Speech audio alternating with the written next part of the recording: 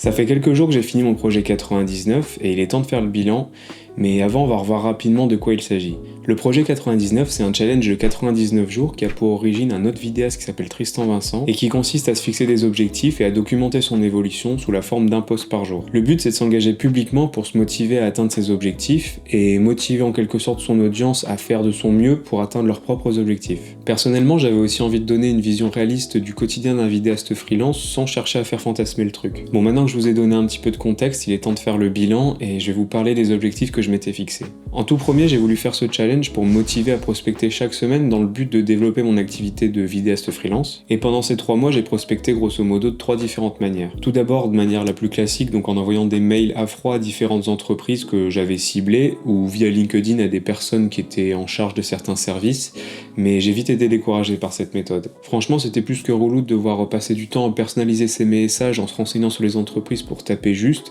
et au final avoir 0 réponse.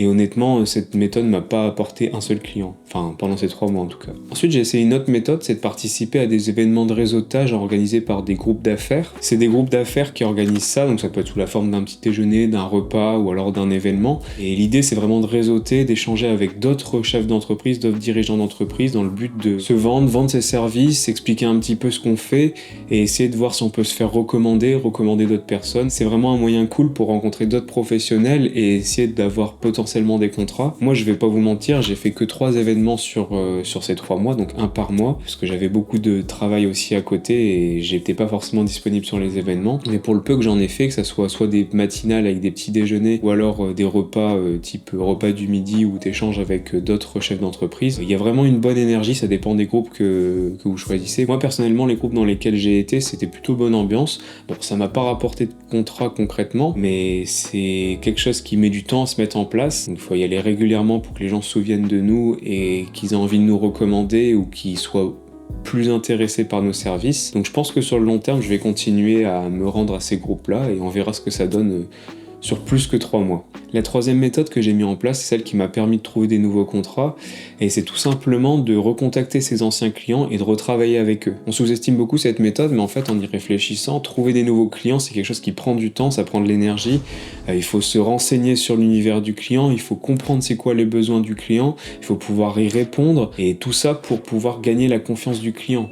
Et c'est quelque chose qui prend du temps, alors que dans le cas inverse, qu'on a déjà bossé avec le client, qu'on a déjà fait ses preuves, qu'on s'est donné à fond, que le client est satisfait de son produit, la confiance elle est déjà là, donc ça va être plus facile de réamorcer un nouveau contrat. Comme on connaît déjà l'univers de son client, sa façon de travailler, un petit peu ses attentes, c'est forcément plus facile de trouver des nouveaux contrats ou de rebosser avec eux. Et ce que j'ai ajouté à mon process de vente pendant ces 3 mois, que je faisais pas forcément avant ce projet 99, c'est simplement à chaque nouveau client, à chaque fin de prestation, si le client est satisfait bien sûr de la prestation, je lui demande de laisser un avis sur ma page Google. Pourquoi je fais ça? Tout simplement parce que ça permet de me référencer mon auto-entreprise sur Google et d'être plus visible pour justement avoir potentiellement plus de personnes qui me contactent pour bosser avec moi. Parce que ça peut paraître minime, mais s'il y a une entreprise ou un particulier qui recherche un vidéaste pour une vidéo d'entreprise ou pour un mariage, la première chose qu'ils vont faire, c'est taper vidéaste avec le nom de la ville dans le moteur de recherche,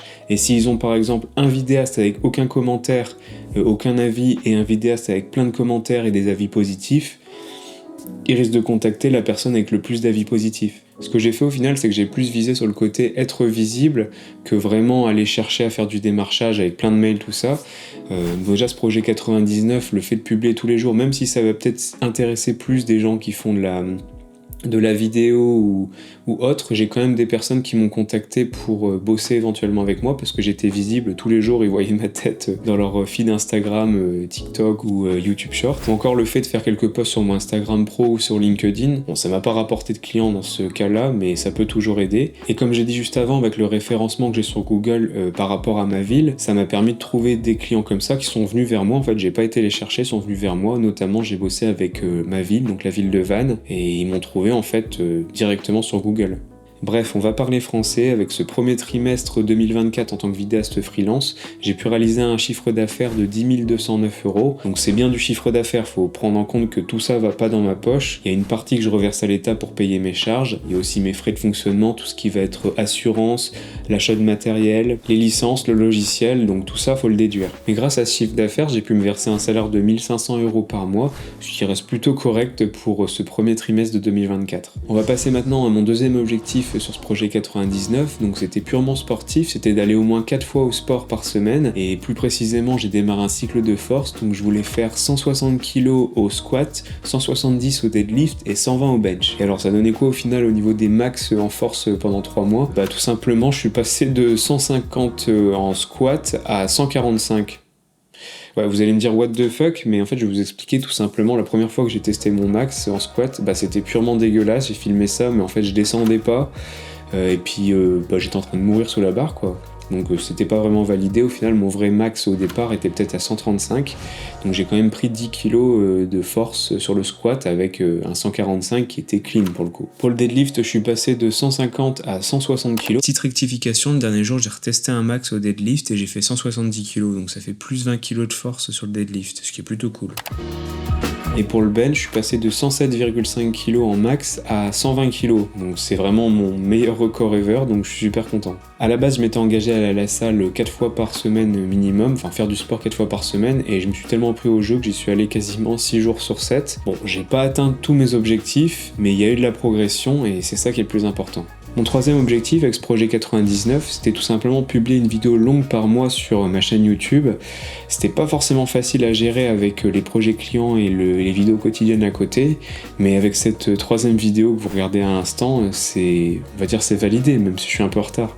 Bon, parallèlement, mon but aussi c'était de développer mon audience sur les réseaux sociaux, donc après avoir passé 3 mois à publier un réel short TikTok par jour, en termes d'abonnés, j'ai gagné 350 sur YouTube à l'heure où j'enregistre cette vidéo, 570 sur Insta et 260 sur TikTok. C'est pas aussi fou que ce que je pensais en termes d'audience, comparé à certains qui ont pris énormément d'abonnés, mais bon, l'important c'est quand même que j'ai publié du contenu qui me plaît et qui a plu à certains d'entre vous, donc c'est le principal. Au final, le projet 99, ça m'a apporté pas mal de petits trucs positifs, mais ça m'a surtout permis de tester ma rigueur et ma capacité à aller au bout des choses. J'ai aussi appris à monter plus rapidement les vidéos et globalement à être mieux organisé. Je trouve ça vraiment cool d'avoir pu documenter ces moments de vie et d'avoir pu immortaliser tout ce défi de projet 99 en fait à jamais. Honnêtement, je trouve que ce projet 99, il était intéressant à faire, mais si je devais le refaire, je le ferais pas aussi longtemps, ou du moins je le ferais pas tous les jours, pour au moins me laisser le temps d'avoir une recharge, récupérer mentalement et recharger ma jauge de créativité. Parce que c'est sûr que publier tous les jours, ça peut aider à développer son audience. Le fait de publier tous les jours, ça permet d'avoir plus de chances que son contenu soit mis en avant par les algorithmes. Mais au final, avec ce projet 99 et le fait de publier tous les jours, je me suis rendu compte que maintenant j'avais envie de plus miser sur la qualité que sur la quantité et faire du contenu qui me ressemble, prendre le temps de faire bien les choses, c'est comme ça que je pense que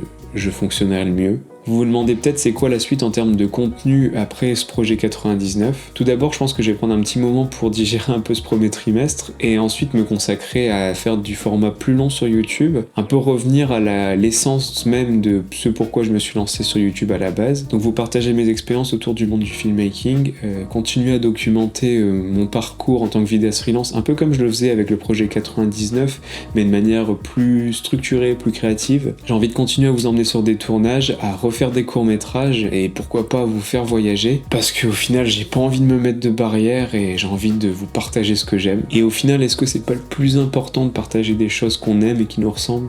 Bon, on va s'arrêter là pour aujourd'hui. Je voulais remercier ceux qui m'ont suivi sur ce projet 99, qui ont laissé des commentaires pour me soutenir, ça m'a vraiment aidé, donc merci à vous. Et nous on se retrouve très vite dans une prochaine vidéo, donc prenez soin de vous et à la prochaine. Tchuss.